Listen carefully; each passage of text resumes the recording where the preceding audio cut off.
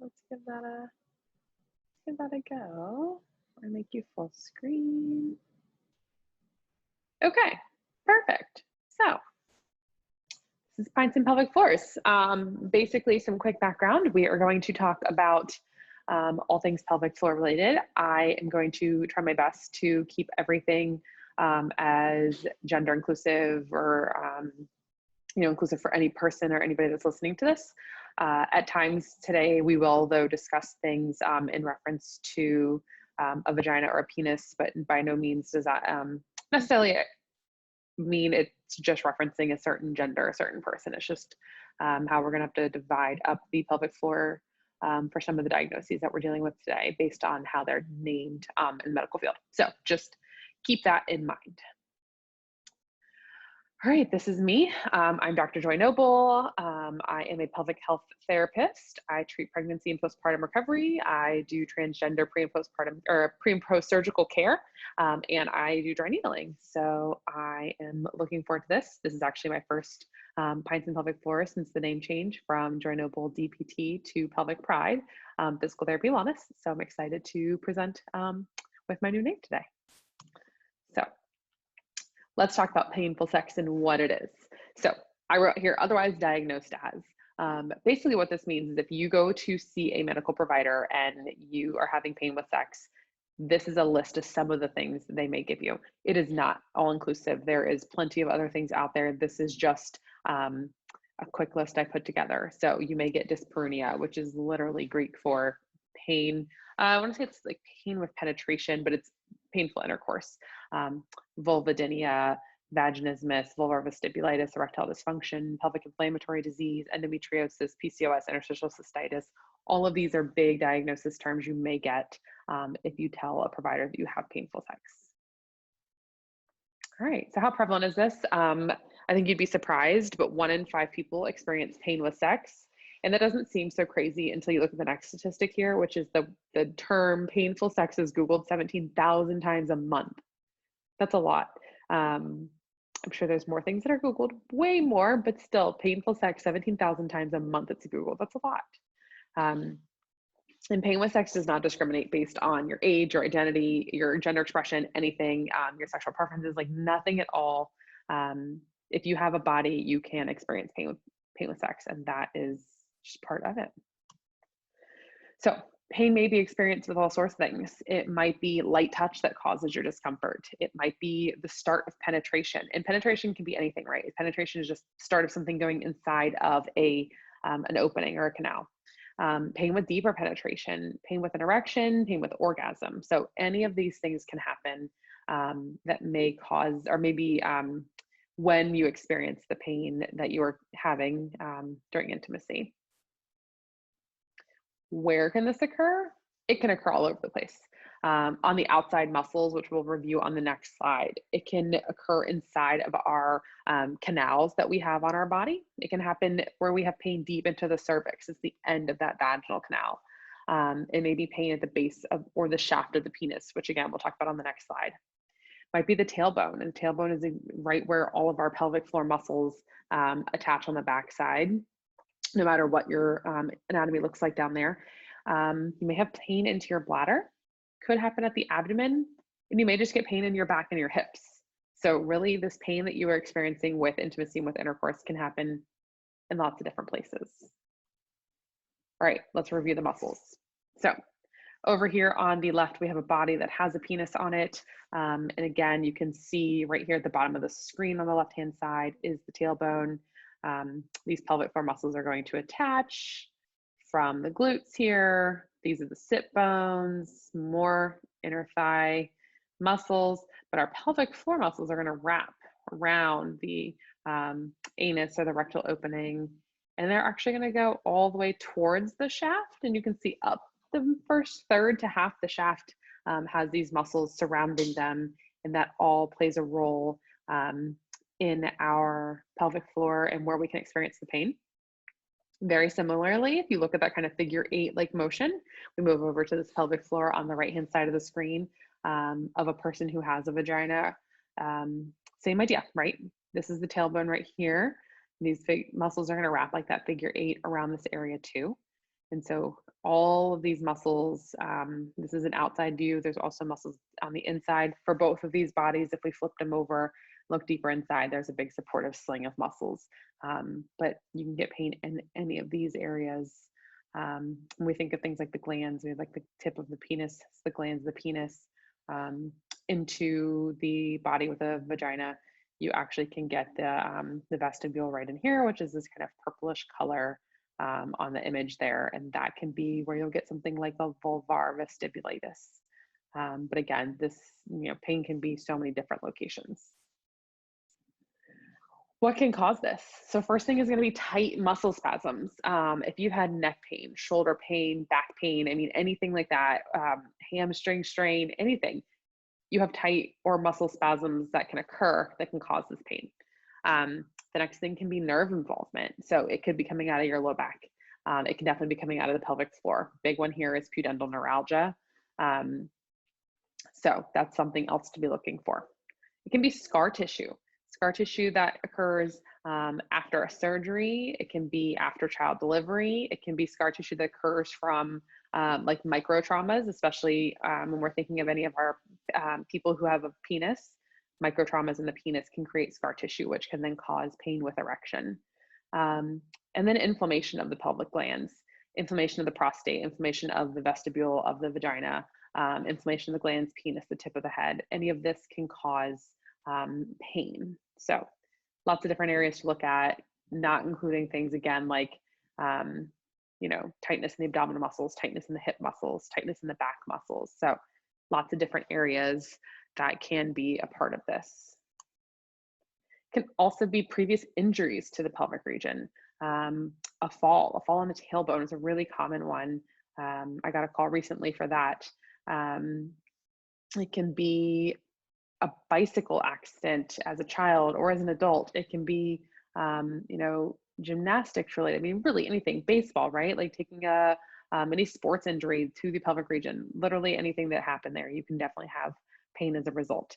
And so sometimes we dig so deep into your history because we want to get that understanding of where is this coming from. Maybe due to dryness from menopause. So those hormonal changes that occur in our body. Estrogen has lots of jobs, but one of the jobs is to help replenish the cells and to help create that lubrication. And if your body's not doing that, dryness can definitely cause pain or friction or discomfort during during intercourse. Same thing can happen during breastfeeding, right? Everything feels a little bit drier. Your body's producing another liquid. And so the pelvic floor sometimes does feel pretty dry during breastfeeding or pumping. It could be a result of medical condition. So there's so many, again, this is just a touch on there, but endometriosis, polycystic ovarian syndrome, lichen sclerosis, Peyronie's disease, prostatitis, and then infections, UTIs, yeast infections, things like that, can absolutely cause the, pain in our pelvic floor. And last thing that we have to consider here is anxiety.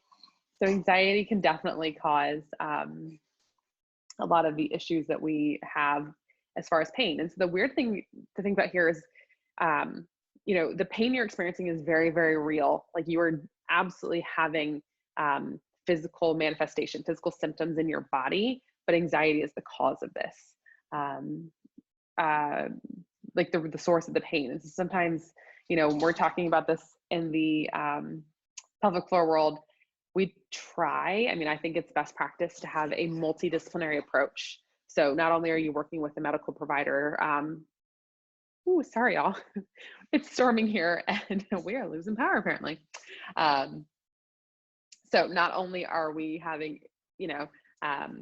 the medical provider, whether it's a nurse practitioner or an OBGYN, a urologist, or just a primary care physician, working with a pelvic floor physical therapist, you can work with a chiropractor, you can work with an acupuncturist, a mental health therapist. There's so many different practitioners who should be helping you no matter what the source of your pain is. So let's just make sure we got everything going. Yeah, there we go. Okay, so ways not to fix it. Well, first of all, turning the lights off, not having internet, are not ways to fix your pain with sex. The things that I hear that drive me absolutely crazy are things like just use more lube. Drink a glass of wine, it'll be fine. or grin and bear it. This is the new normal. You just have to deal with it. I've told this story a few times recently, so I'm going to tell it now too. Only once in my career. And keep in mind, I am one person. I have treated in a few locations. I have done this for almost 8 years now. My experience is my experience. There's so many different experiences out there. But in all of my years of treating, I've only ever had one person come in who actually only needed more lubrication. I think there are definitely some of my patients who have shied away from using extra lubrication, not wanting to need it because they've always been able to produce their own, or worried about what it's going to imply, things like that. But this person legitimately never had used it, did not understand. And whenever I do my examination and I'm in a gloved hand, I'm using lubrication on my finger prior to any kind of internal work. And so on her assessment, we found no impairments, no issues in her tissue that would have made me think, oh, this could be why you're having pain. And so when we got done, she's like, no, but that felt really, really comfortable. I can't tolerate that when my partner does that, obviously without a glove. What were you doing? And although I had already explained everything I was going to do, she just was trying to figure out why was it so easy? And so I kind of talked to her through, well, I use lubrication on my finger, like we discussed. And she was just like, what is this? Tell me more about it. And so when I told her, she came back the next time and she's like, I got lubrication and it's been fantastic. But again, do those people exist? Sure. Do we not educate enough on pelvic health and intimacy and how to talk about consent and pleasure and things like that? Absolutely. We fail as a society. Thank you, abstinence only training. But she is not she's not the rule. She's the exception. So anyway, those are not the ways to fix it. Adding more lube, drinking a glass of wine, or grinning and bearing it. There are so many great ways to fix it. That is not any of them. All right, common treatments. So if you go to a physician, you go to a medical practitioner, here are some of the common things you're going to be told. A pain medication, a muscle relaxer, maybe a topical medication, something like an estrogen during menopause or or postmenopausal state, or physical therapy. So I'm here to bring you the physical therapy side of things. How do we fix this? How do I fix this whenever it comes to, being in clinic at Pelvic Pride Physical Therapy? First, we're going to identify the causes of your pain. So we need to figure out what is a factor. What in your history could be a factor. What in your physical history, what in your mental history, what in your intimate history, what in the background is a potential contributing factor. What are your muscles like? What is it currently that's causing the discomfort? And I'm really looking for a few things, not only mental, oh my gosh, blanking on my words, attributions or, things that are playing a role, but then also the physical things, the physical muscle and bone and joint impairments that can be playing a role in your pain. And so then we address the tissue issue, the tight muscle, the nerve involvement, the stiff joints, the different things that pelvic floor or any kind of physical therapist would assess in any body that comes in with pain. You can utilize some self-treatment. So dilators, pelvic wand, O-nut, that's all the fun we're getting to, which is sitting right here next to me off screen. But there's some self-treatment options that you can do at home to help supplement what we do in the clinic as well. If that feels good for you and that feels like something you would like to do and are interested in helping with. When it comes to outside of the clinic, talking about what you like, figuring out what things do you like with intimacy and with your partners, and what things do you not like. 99%, I will never say 100, but 99% of partners have zero desire to harm you and they want to know, and they want to be careful, and they want to hear your feedback. Unfortunately, I'm sure there are that 1% out there, but still, so talk about what it is you like. And then once you've had those conversations of what it is you need, Dan Savage said this, and if you haven't listened to his podcast, the Savage Love Cast, I highly recommend it. But he says, and this is for someone who's very inclusive himself, this is a super binary statement, I'll say. But he talks about cisgendered men, I guess is where we'll kind of draw this line here. if they need a goat and a canoe in the room to get off, they're going to bring a goat and a canoe into the room. And so often, we don't talk about what we like, especially in straight relationships or heteronormative relationships. We don't talk about what it is we like. We just assume like if there's a vagina in the room, if there's a penis in the room, the penis must get inside the vagina for anything to be done. And that's not at all true. And so, do you like foreplay beforehand? Is it, do you want oral before anything's put inside? Like, what is it that you like? What do you like to do? What do you like done to you? Have those conversations. And a lot of that is going to help build trust and build comfort and build intimacy and build arousal, which is definitely an important part of this. And then make the changes. So make changes with your approaches to intimacy. Again, take off the table some, especially if you are trying to put a penis in a vagina or a penis in a mouth or a penis in an anus or finger in another vagina, wherever the body parts are going. If you're trying to do that and that is causing pain, maybe take that act off the table for a little bit and work on other things. So changes to your approach to intimacy. Work on other things first and then go back towards whatever it is that was causing the pain. Yeah, so it's kind of a like overall approach as to how I do this. So sorry, y'all, just checking real quick. Perfect. Okay. Any questions? Hopefully y'all still see this. I'm gonna go to the side here and see if we have any questions on the chat. I don't think we do, so that's perfect. I can move right along to our review of all the fun stuff that I brought with me. Okay. So, this is not the end, but my next Pints and Pelvic Floors will be on Wednesday, July 21st.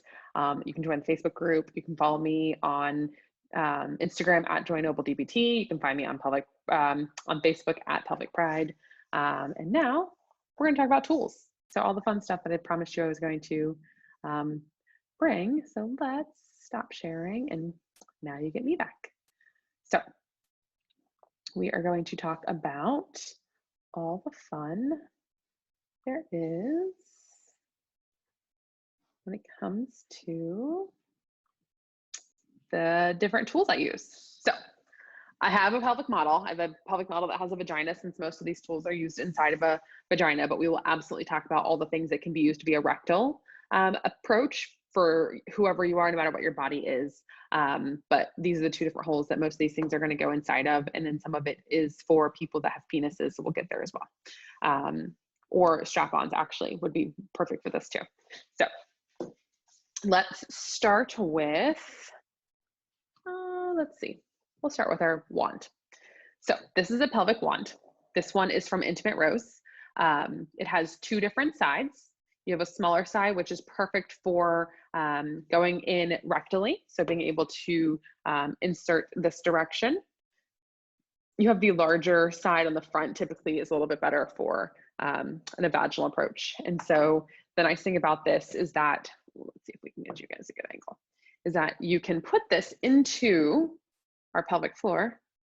And then when we have this handle, it actually gives us a really good leverage to be able to perform this on ourselves.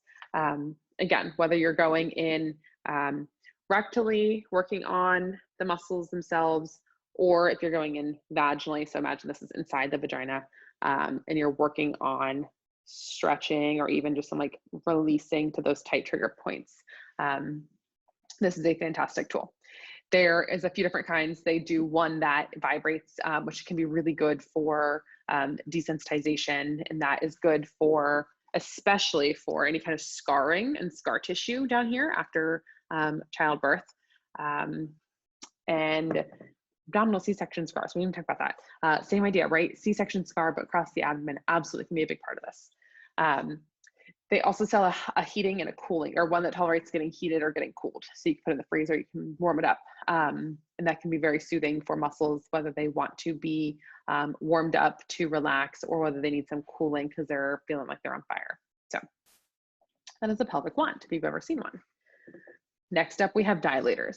So what a dilator set is for typical muscle relaxation, there's a few different kinds. There's also a dilator set that can be used post bottom surgery for anyone who has a neovagina that will help keep length and girth. But these are more for muscle spasming. They are a silicone, it's a soft piece here, and they come in various sizes. And so the set I have is their medium set. This is by a company called Soul Source. And they slowly get bigger. I'll actually zoom y'all down again. They get bigger and taller or longer as we go. So you can see they even get bigger in size as we go along. And so these are great because you can do a few things with them. You can take them and you can actually insert them inside the pelvic floor, and your muscles can kind of spasm and clench and guard against it. But then eventually they realize, like, oh, this isn't painful, nothing's hurting me, this isn't threatening. And so your muscles start to slowly relax. It's really good for, again, that like tearing that can happen after delivery of a baby and having that scar tissue need to be stretched, immobilized, but also desensitized. And so once this one feels pretty good, I'll take that one out. We're gonna go for a little bit bigger stretch. So again, you know, using a lubrication, each of these are gonna have recommendations for what kind of lubrication to use based on what they're made of and what will interact with the material. So Intimate Rose also has a set of dilators, which we'll review. For them, you can use a water-based or an oil, not silicone because it'll break it down. The O-Nut, which we'll get to in a little bit. You don't want to use oil-based, but you can use water or silicone. So they all just have their own rules. So definitely make sure you take a look at that. But for this, you will put a little bit of lubrication on, and same thing. You're going to put it in. You may even only start with a little bit. Your muscles kind of spasm. Everything starts to relax. And then you're going to go a little further. Okay. Keep in mind with these sets, they, you know, this is the medium set. They go all the way up to a couple steps higher than my largest one here in the set I have today. What I recommend for my patients when they're trying to decide how big of a set do I need or how small of a set do I need is consider your partner. You know, all of our partners have different lengths and girths and everything. And so, you know, if your partner is this size, perfect. Get the smaller set, work your way up to the size of your partner. You know, if your partner is this size, same idea, right? We find the set that includes what we need to get ourselves to, and we work to that. But there's no need to get to dilator number 8. If your partner is the size of dilator number 5, that's perfect. You know, nothing wrong with that. Use what you need. Do not go overboard. So that is dilator sets. They are super fantastic. You can get them online, and I will give you a little bit more information about that here in a bit.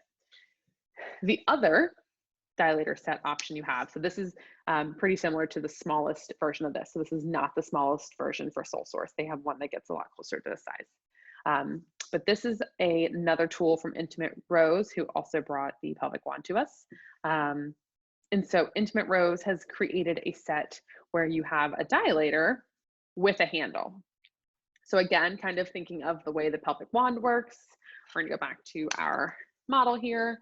This handle is great because it's going to give us some leverage to be able to insert that dilator into our pelvic floor, but still be able to reach down there and be able to use the handle to guide our dilator into the pelvic floor.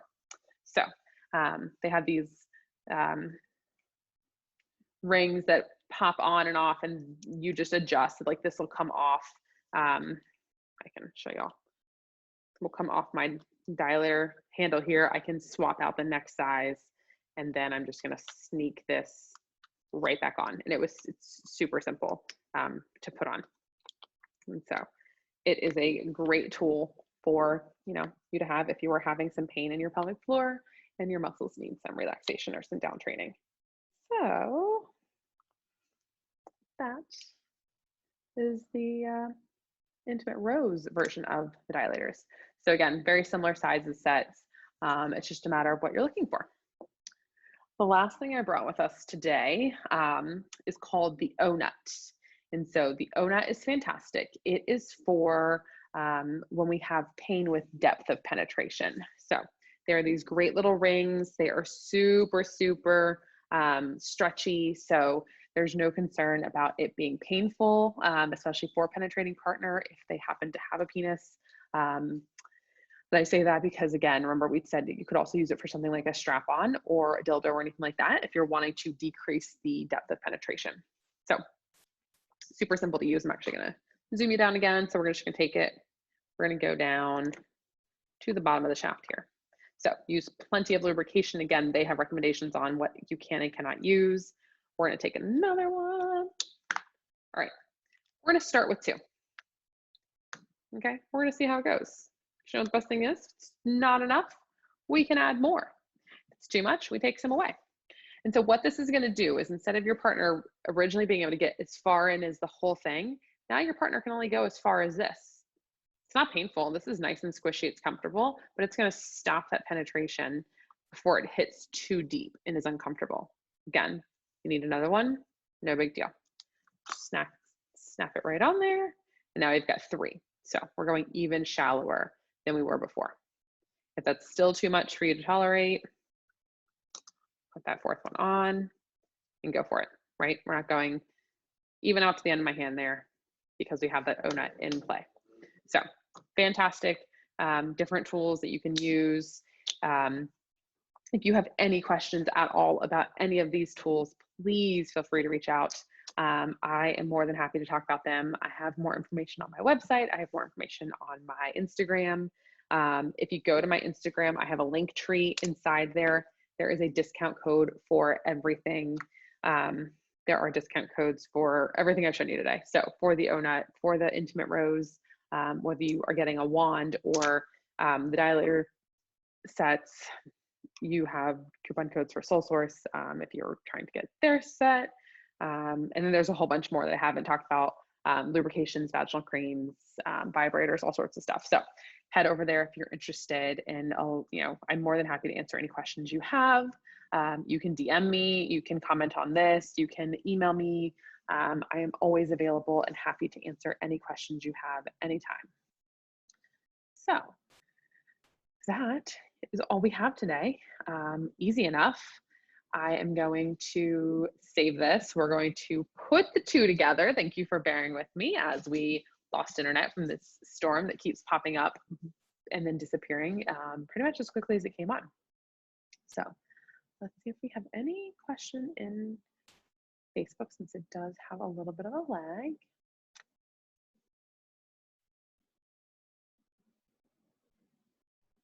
Nope, looks good. All right, so again, I have all my past Pints, or my past Pints and Pelvic Floors are up on the Pints and Pelvic Floors Facebook page. I will be putting them all on YouTube. I will send out an email. If you missed it, you're going to watch it on replay, not a problem. I hope you learned something interesting or new today. And if you have any questions about anything I've reviewed, definitely feel free to reach out. Bye everyone, I will see you soon.